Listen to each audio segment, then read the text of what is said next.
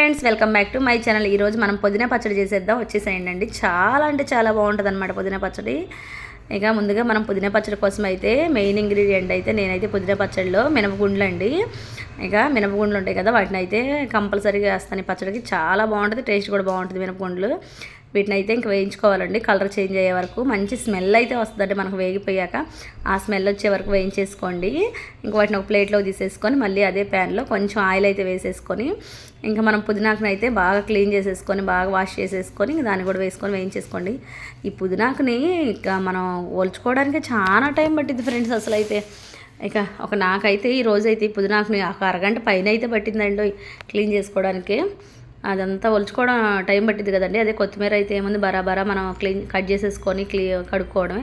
ఇది అలా కాదు, ఒక్కొక్క ఆకుని ఒలిచే టైం అంతా అలా పట్టింది. మీకు పుదీనా పచ్చడి ఇష్టమేనా? చాలా బాగుంటుందండి. మీరు ఎప్పుడైనా పుదీనా పచ్చడి ఇష్టం ఉన్నా లేకపోయినా ఒకసారి అయితే ట్రై చేయండి ఫ్రెండ్స్. చాలా అంటే చాలా బాగుంటుంది అనమాట.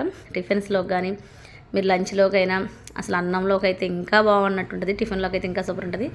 ఇంకా నెక్స్ట్ అదే ప్యాన్లో కొంచెం మళ్ళీ ఆయిల్ వేసేసుకొని ఇంకా దానికి పచ్చడికి సరిపడిన పచ్చిమిరకాయలు, టమాటాలు, నేనైతే ఒక 2 పెద్ద టమాటాలు అయితే తీసేసుకున్నానండి. మీరు చిన్న టమాటాలు అయితే ఇంకోటి ఎక్స్ట్రా తీసుకోండి. ఇంకా కొంచెం చింతపండు యాడ్ చేసేసి వీటిని కూడా బాగా వడిలిపోయేదాకా వేయించేసేసేయండి. బాగా బాగుంటుందండి ఈ పచ్చడి. మీరు ఒకసారి అయితే ట్రై చేయండి.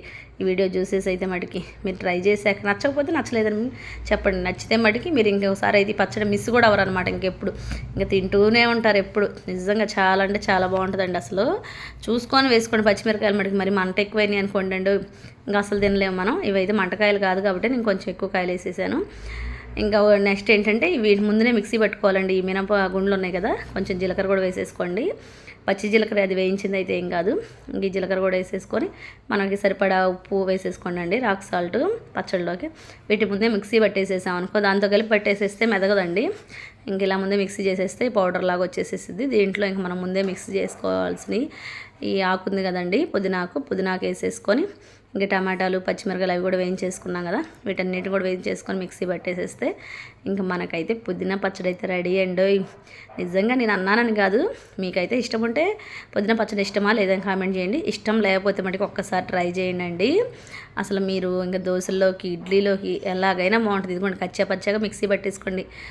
మరీ పేస్ట్గా మెత్తగా గ్రైండ్ చేయమాకండి. ఇంకా దీంట్లో కొంచెం తాలింపు పెట్టేసేసుకొని మనం టిఫిన్లోకి, అన్నంలోకి తింటే ఉంటుందండి. అసలు ఇంకా పచ్చడి మొత్తం అయిపోద్ది అనమాట ఆ డేనే. ఒకసారి ట్రై చేయండి, చాలా బాగుంటుంది కదా. ఇంకా నేనైతే ప్యాన్ పెట్టేసేసి ఎండుమిర్చి, తిరగమాత గింజలు ఇవైతే కరివేపాకు వేసేసుకొని తాలింపులో కొంచెం యాడ్ చేసేసానండి. తాలింపు పెట్టుకోపోయినా బాగానే ఉంటుంది, ఎందుకంటే మనం అన్నీ వేయించేసినాయి కదా. ఇవి ఉండిన వెల్లిపాయలు కూడా వేసేసారండో, మర్చిపోయా. ఇంకా తాలింపు పెట్టేసేసుకొని తాలింపులో ఇవన్నీ వేగాక మిక్స్ చేసేసుకోవాలండి. ఇంకా కరివేపాకు కూడా వేసేసుకోండి. ఇంకా తాలింపు ఏంటంటే మన ఇష్టమైతే వేసుకోవచ్చు, లేకపోతే లేదండి. నేనైతే తాలింపు వేసేసేసాను అనమాట.